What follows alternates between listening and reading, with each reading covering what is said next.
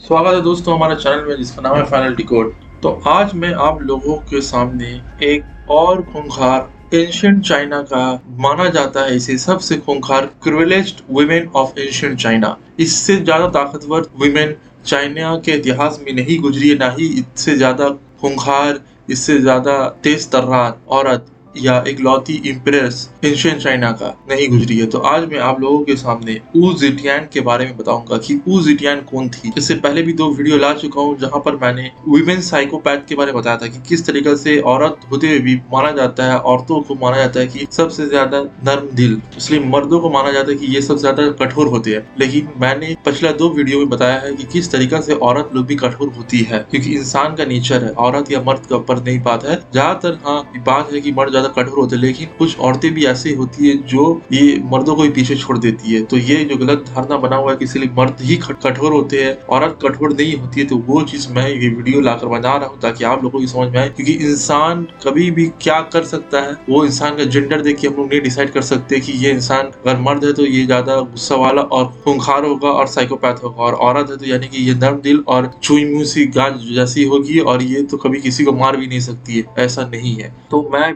आज भी एक और खूंखार, एक और दर्दनाक, एक दरिंदा औरत के बारे में बताने जा रहा हूँ जिसका नाम था ऊ ज़ेटियान। ऊ ज़ेटियान का जन्म एक अच्छा वेल्दी फैमिली में होता है चाइना में। इसके जो फैमिली थे, इसका प्रोग्रेसिव फैमिली था। ये जो एंशिएंट चाइना का दौर मैं बता रहा हूँ, ये उस दौर के बारे में बताया जा रहा है कि जब चाइना में औरतों को कोई रिस्पेक्ट नहीं दिया जाता था। भले आप अमीर घर की औरत हो या गरीब घर की औरत हो, गरीब घर का तो औरत को कोई इज्जत था ही नहीं। अमीर घर का भी औरत होते हुए भी उन लोग को पढ़ने लिखने का कोई राइट्स नहीं था, ना ही उन लोग को एडमिनिस्ट्रेशन में पार्टिसिपेट करने का कोई राइट्स था। यानी कि औरत है, अगर आप अमीर औरत भी है, थोड़ा बहुत आप पढ़ाई कर लिए तो ठीक है, आप घर ही में रहिए और राजा को असिस्ट करिए उसका बेड पे, उसका राजकाज पे आप असिस्ट नहीं कर सकते। बस यही औरत का काम था।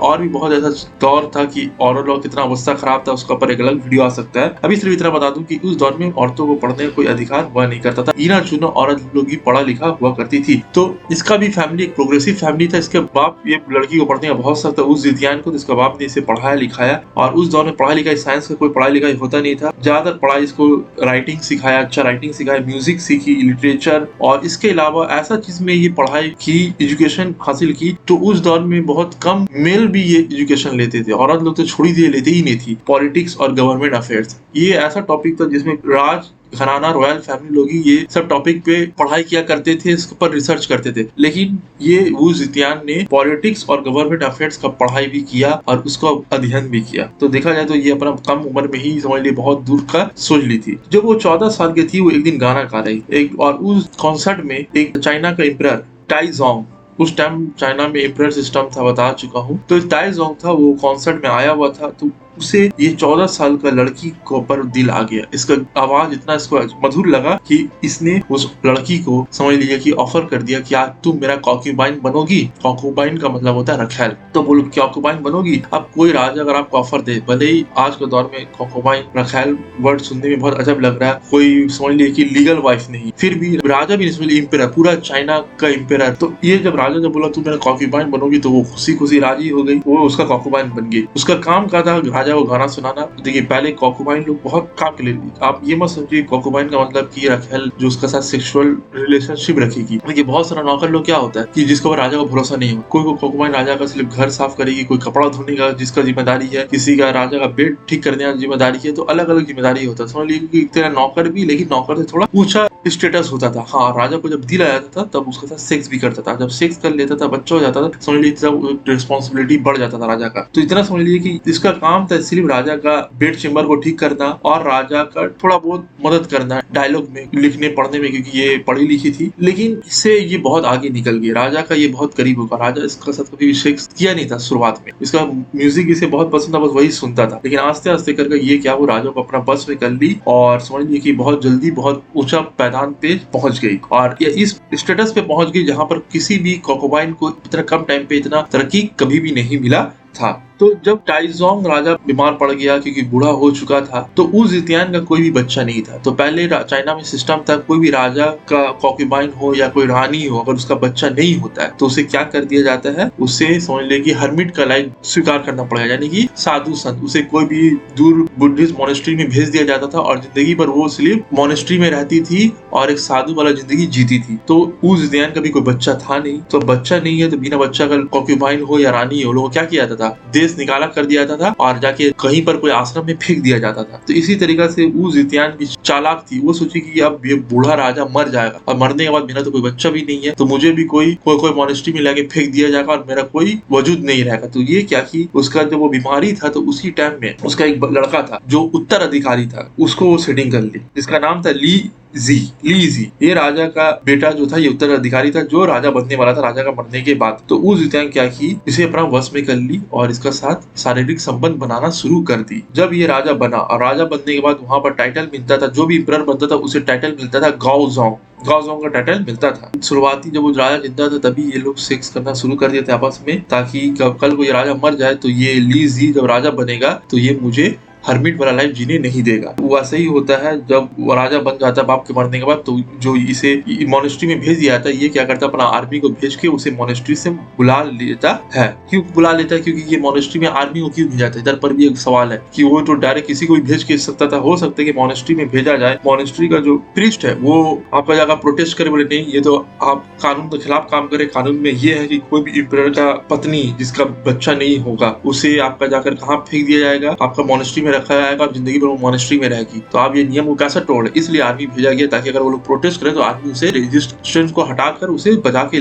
ला सके। तो जब वो आ गई तो यहाँ से समझ लिए कि अब जब वापस आती है तब समझ लिए कि यहाँ से इसका पावर बढ़ना शुरू हो जाता है। तो उस दौर में बहुत सारा राजा का ख्याल रानी हुआ करती थी। तो वैंग नाम का एक रानी थी, ये जो ली जी था इसका लीगल वाइफ थी। तो ली जी का एक और फेवरेट वाइफ थी जिसका नाम था ज़ाओ, लेकिन वैंग का कोई बच्चा नहीं था। वैंग को ज़ाओ से बहुत नफरत था, तो वैंग ने क्या किया, वू का मदद किया, क्योंकि वैंग ने देखा कि वू को राजा समझ लिया कि हर्मिट वाला लाइफ से बचा कर लेके आया है, तो बोला कि नहीं ये लड़की के अंदर कोई ना कोई बात है, तो उसे सेटिंग करके बोली कि ये ज़ाओ है, इसे मुझे हटाना है। तो इन लोग दोनों मिलकर उसे हटा देती है और प्लॉट करती है और उसे हटा देती है। और यहाँ से ऊ जो होती है एम्परर का फेवरेट बन जाती है और इसके बाद उसको एक बच्चा भी होता है, लड़का होता है 652 बीसी में। अब ये देखकर क्या होता है, जो वैंग थी वैंग को बहुत गुस्सा आ जाता है। अब वैंग क्या करती है, फिर ज़ाओ को सेटिंग कर दिया और उसे अपना साथ मिला लेती है और बोलती है कि अब हम लोग को ऊ को क्या करना पड़ेगा, हटाना पड़ेगा, क्योंकि वैंग सोची थी कि ऊ का मदद से मैं ज़ाओ को हटाऊंगी और ऊ को मैं अपना रास्ते से हटा दूंगी, लेकिन हुआ नहीं क्योंकि ऊ को बच्चा हो गया। तो इससे क्या होगा, वो राजा का एकदम करीब हो गई।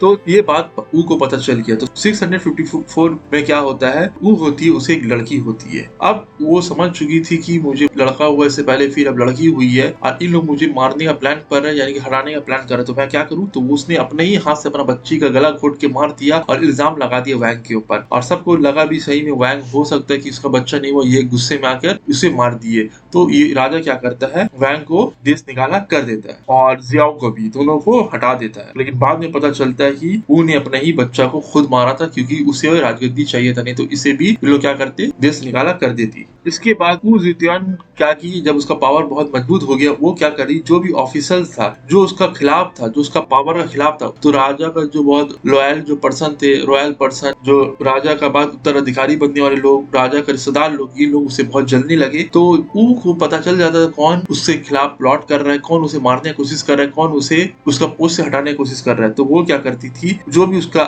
ओपोनेंट होता था उसे या तो जेल भिजा देती थी, या तो देश से निकाला कर देती थी, या तो उसे सुसाइड करने में मजबूर कर देती थी। अगर वो ये सब नहीं कर सकती थी, देखती थी कि ये बहुत पावरफुल है, ना ही मैं इसे जेल भिजा सकती हूँ, ना ही मैं इसे देश निकाला कर सकती हूँ, ना मैं इसे फोर्स कर सकती हूँ कि ये सुसाइड करे, तो वो क्या करती थी, उसका एक पर्सनल पुलिस हुआ करता था, वो पुलिस का मदद से क्या करती थी, उसको मरवा देती जो भी उसके खिलाफ उठता था। तो उसने अपना भतीजी को पॉइजन दे के मरवाया और भी बहुत अपने रिश्तेदार को जो इसका था सबको ये मरवा दी, जो भी इसे डर लगता था कि जो भी इसका खिलाफ उठेगा। और ये ऐसा क्यों कर पाती थी, कैसे करे पता चल जाता था कौन सा इसका रिलेटिव इसका खिलाफ प्लान कर रहा है, ये पता चलता था। इसने एक स्पाई का सिस्टम बना के रखा था और ये स्पाई सिस्टम इतना मजबूत था कि इसे कोई इंसान क्या प्लानिंग कर रहा है इसे पहली भनक मिल जाता था। तो ये जो भी इसके खिलाफ उठ रहा था उसे मार देती थी या देश निकाला कर देती थी या खुद सुसाइड करने के लिए मजबूर कर देती थी। तो इसने अपना करीबी रिश्तेदार, चाहे भतीजा हो, भतीजी हो या कोई भी हो, जो इसका करीबी रिश्तेदार, यहाँ जिसने अपना बच्ची तक को नहीं छोड़ा वो अपना रिश्तेदार को क्या छोड़ेगी। और जो भी इसका खिलाफ उठता था उसे मरवा देती थी। और जो भी इसका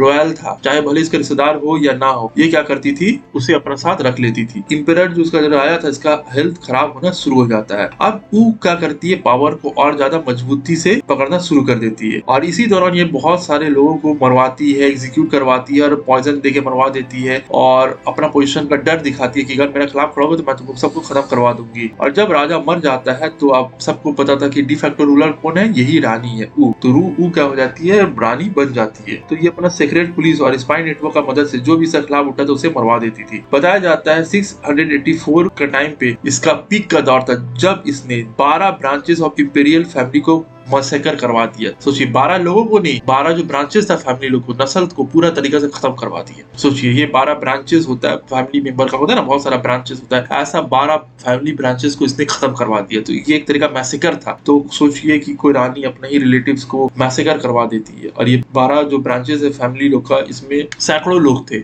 लेकिन इतना होने के बावजूद भी इसने इतना लोगों को मरवाया, इसने अपने रिश्तेदार को नहीं छोड़ा, इसने अपना बच्ची तक को नहीं छोड़ा। जो भी इसके खिलाफ उठा था उसे मरवा देती थी। लेकिन इसका एक बात अच्छा था, जो भी एक अच्छा इंसान होता था, जो भी लॉयल पर्सन होता था, ये अपना साथ उसे रख लेती थी। इससे क्या होता था, जो बहुत सारे इंटेलिजेंट लोग इसका दरबारी बन गए थे, क्योंकि ये अपना रिलेटिव्स लोगों को फेवर नहीं करती थी। क्यों? क्योंकि इसका मानना था कि असल दुश्मन रिलेटिव्स होता है, रिलेटिव्स लोग ही आपके खिलाफ प्लॉट करते हैं। तो ये क्या करती थी, अपना जितना बड़ा पोस्ट है, जो जो इंपॉर्टेंट पोस्ट है, मिलिट्री जनरल का पोस्ट बोलिए, वजीर का पोस्ट बोलिए, ये पोस्ट फाइनेंस पोस्ट बोलिए, ट्रेजरर का पोस्ट बोलिए, ये सब कभी भी नहीं दिया करती थी। पर्सनल बॉडीगार्ड का पोस्ट बोलिए। पहले दौर में क्या होता था, ज्यादातर जो पर्सनल बॉडीगार्ड जो भी इंपॉर्टेंट पोस्ट हुआ करता था राजा का, वो किसे मिलता था, राजा का करीबी रिश्तेदार लोग को। लेकिन ऊ ज़ेटियान का दौर ऐसा गुजरा है, जब तक ये शासन की या जब तक ये डिफैक्टो रूलर थी, जब तक ये समझ लीजिए कि राजा का इन्फ्लुएंस भी जब इसका पड़ता था, तभी भी ये क्या करती, अपना साथ किसे रखती थी, जो इसका वफादार, भले ही इसका फैमिली मेंबर हो या ना हो, ये कभी भी अपना फैमिली मेंबर लोगों को अपना पास कभी भटकने नहीं देती थी। और जहां भी शक होता था कि कोई भी मेरा फैमिली मेंबर में मुझे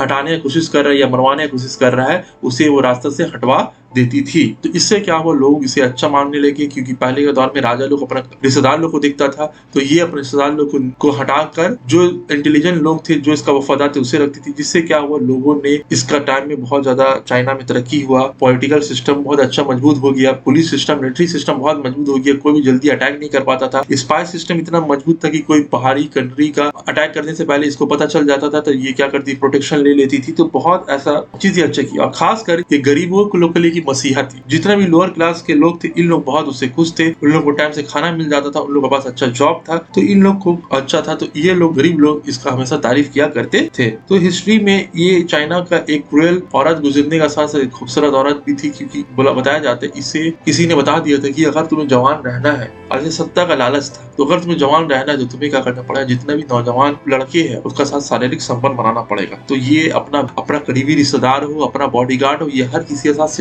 सेक्सुअल रिलेशनशिप रखी थी। सोचिए, क्योंकि इसे जवान होना था, लेकिन ये हो नहीं पाया। फिर इसी का लड़का को, ये अपना लड़का को फिर जब पोस्ट में बैठाती है, क्योंकि चाइना में भले जितना भी अच्छा काम कर रही थी, जो उच्च पद के लोग हैं, उन लोग इसे पसंद नहीं कर रहे थे। क्यों? क्योंकि कोई भी औरत को लोग नहीं चाहते थे कि ये कोई बड़ा पोस्ट में रहे। तो इसे पता था कि मैं जितना भी लोगों को मरवा दूं, एक न एक दिन मेरे खिलाफ बगावत उठेगा। क्योंकि जितना भी हो, ये सोसाइटी कैसा मेल डोमिनेटेड सोसाइटी है, आज न कल मर्द लोग मेरे खिलाफ उठ खड़ा होंगे, मैं जितना भी असैसिनेट करवा दूं या मरवा दूं। तो उसने क्या किया, अपना छोटा बेटा को ये कहा कि इधर थ्रोन में बैठा देती है। लेकिन उसका बच्चा को पता था कि ये मेरा माँ सही नहीं है, ये मुझे कठपुतली बना के रखेगी, मेरा बाप, मेरा भाई, मेरा दादा का तरह। तो इसने क्या किया, अपने ही माँ को कैदखाना में भेजा दिया और उसमें तख्ता पलट कर अपना माँ को पूरा तरीका से देश निकाला कर दिया। उसके 1 साल के बाद उसका माँ का मौत हो जाता है। लेकिन कुछ लोग इसका तारीफ भी करते हैं और कुछ लोग बोलते हैं कि बहुत खूंखार और बहुत क्रूएल औरत गुजरी है। और इसका बारे में जो सभी कोई आम है कि ये किसी को नहीं छोड़ी थी। जो भी जवान हट्टा कट्टा मजबूत बंदा होता था, उसका साथ ये शारीरिक संबंध बना लेती थी, क्योंकि इसे जवान होने का शौक था और इसे नहीं चाहती थी कि मेरा हाथ से कभी भी सत्ता जाए। लेकिन ऐसा हो नहीं सकता, इंसान है तो आज न कल आपको मौत आना ही आना है, आप कुछ भी करके बच नहीं सकते। Thanks for watching friends. Video अच्छा लगा तो लाइक शेयर कमेंट कर दीजिए।